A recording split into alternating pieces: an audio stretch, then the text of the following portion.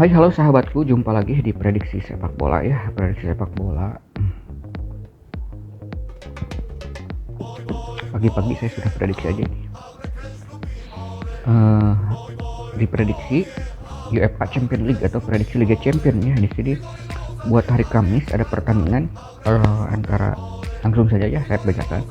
Zenit lawan Chelsea, yang kedua Juventus lawan Malmo, yang berikutnya adalah Benfica lawan Dinamo Kiev, terus ada Atalanta lawan Villarreal, berikutnya ada Wolfsburg lawan Lille, ada juga RB Salzburg lawan Sevilla, MU lawan Young Boys, berikutnya adalah Bayern Munchen lawan Barcelona.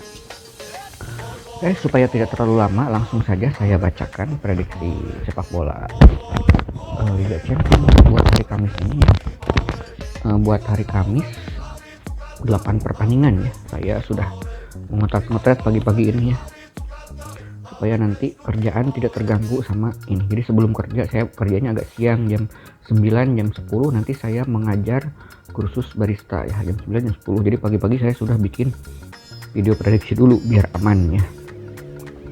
Pertandingan pertama Zenit lawan Chelsea ya. Chelsea sudah pasti lolos sama Juve ya. Zenit sudah tidak mungkin lolos, tapi ini Zenit berpeluang ke Liga Champions Eropa ya, tentu saja. Di sini Chelsea memberikan pur 1 bola sama Zenit. Chelsea memberikan pur 1 bola sama Zenit.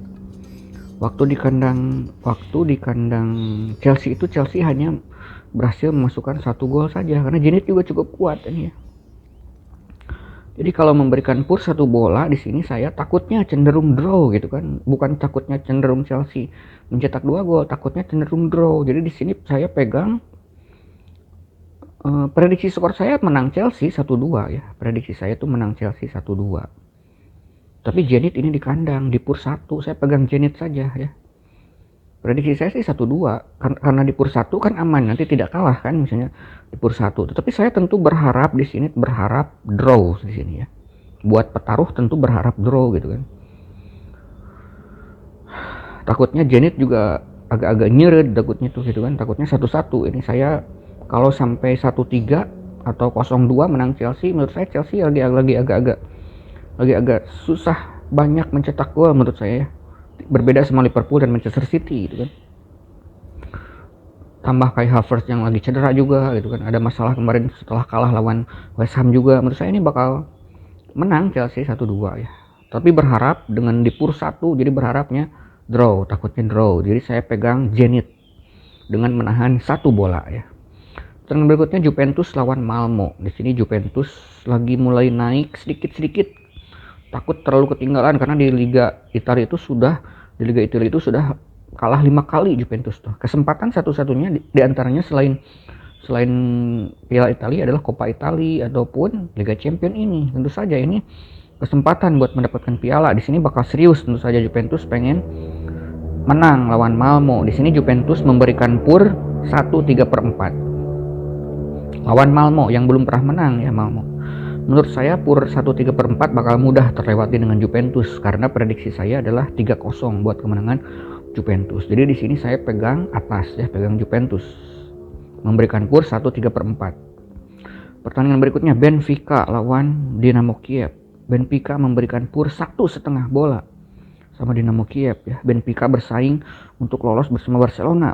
Ini main di kandang, tentu saja pengen menang ini Benfica tuh. Pur 1,5 menurut saya bakal terlewatin dengan mudah, karena prediksi saya, skor saya adalah 3-1 buat kemenangan Benfica ya, atau mungkin lebih.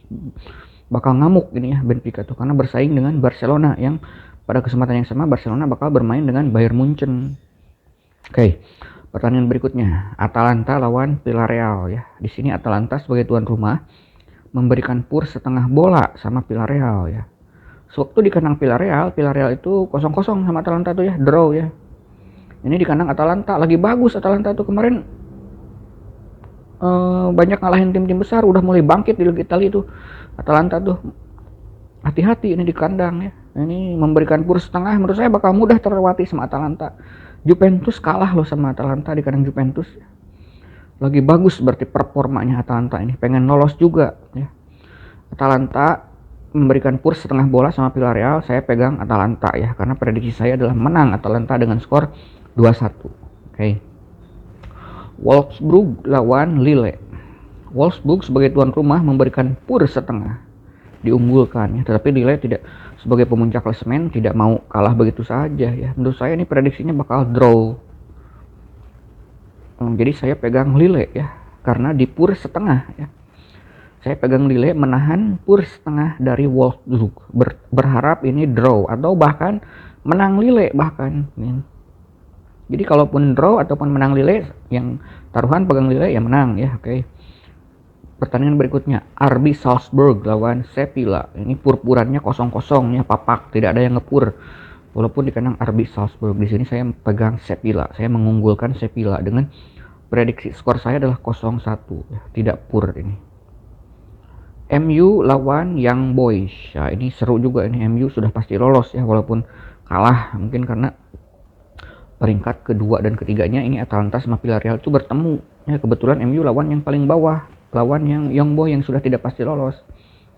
Tapi Young Boy waktu di pertandingan pertama merepotkan MU ya, menang ya di kandang Young Boy. Menurut saya ini MU memberikan purs 1,5 bola sama Young Boy, menurut saya tidak akan terlewati menurut saya, karena masih baru peralihan pelatih baru. Kemarin juga lawan Wolves juga seperti kebetulannya mengurung, tetapi tidak susah mencetak gol. Kayak Fred itu kan, Fred itu seperti kebetulan mencetak gol, dikasih bola yang matang sama Ronaldo, yaitu sebetulnya kan susah membongkar pertahanan Wolves. Ini lawan Young Boy yang pernah mengalahkan juga, memberikan purs 1/4, 1,5 gitu kan. Menurut saya ini MU cuman bisa menang 2-1 saja. 2-1 saja ya, sementara purnya 1/4 ya. Berarti saya pegang Young Boy, berharap bisa menahan imbang, bisa menahan Young Boy, ataupun kalau kalah Young Boy ya tidak lebih dari 2-1 ataupun 1-0, tidak lebih dari selisih 1 ya. Jadi maksimal selisih 1 saja. Sudah menang yang pegang Young Boy kalau seperti itu. Pertandingan berikutnya adalah Bayern Munchen versus Barcelona. Ini Bayern Munchen sudah pasti lolos. Barcelona masih berpeluang lolos bersama Benfica. Tentu saja ini kedua-duanya pengen menang. Benfica pengen menang, Barcelona pengen menang, gitu kan. Sudah mulai kembali tiki-takanya, walaupun di pertandingan pertama di kandang Barcelona kalah 0-3 sama Bayern Munchen. Menurut saya di sini tidak akan semudah itu juga kali Ferguson ya. Bayern Munchen memberikan pur 3/4 bola sama Barcelona. Menurut saya ini bakal draw, 1-1 ya, karena Barcelona tuh pengen menang juga, ngotot, bukan tidak mungkin bakal menang juga ya. Jadi di sini saya pegang Barcelona ya, saya pegang bawah.